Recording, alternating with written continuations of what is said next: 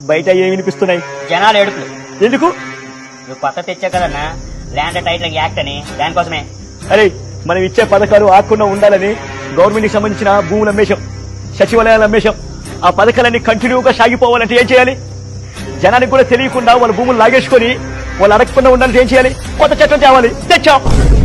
అయ్యా ఏం పెద్దగా ఇలా వచ్చావు? ఇంటి స్థలం అమ్మేసి మా అమ్మాయి పెళ్లి చేద్దామని వెళ్తే ఆ ఇంటి స్థలం మీ పేరు మీద లేదు, వేరే వాళ్ళ పేరు మీద ఉంది అంటున్నారయ్యా.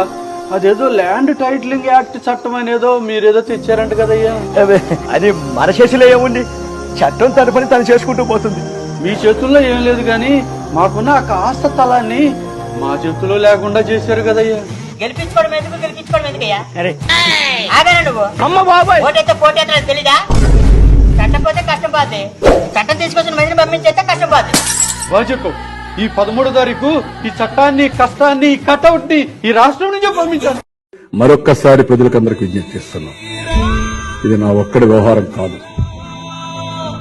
నేను చాలాసార్లు చెప్పాను, ఓకే నా బాధ్యతగా నేను చేస్తాను. 35 ఏళ్ళు 20 ఏళ్ళు ఆరోగ్యం బాగుంటే ఉంటా, ఆరోగ్యాన్ని మెయింటైన్ చేస్తున్నాను కాబట్టి. కానీ భావితరాల భవిష్యత్తు, మన పిల్లల భవిష్యత్తు, ఈ రాష్ట్ర భవిష్యత్తు ఆలోచించుకోండి. మీకు అందరికి అవసరం లేకపోతే నాకు కూడా ఏం అవసరం లేదు, కానీ అది కాదు ఇష్యూ. ఇక్కడ నేను చెప్పకపోతే నేను కూడా చరిత్రహీనుడిగా మాట్లాడతాను. నా బాధ్యత నేను చేస్తాను. నేను గట్టిగా చెప్తాను, ఇంకా గట్టిగా చెప్తాను. వింటారా వినరా, రక్షించుకుంటారా రక్షించుకోరా, అది మీరు ఆలోచించుకోవాలి.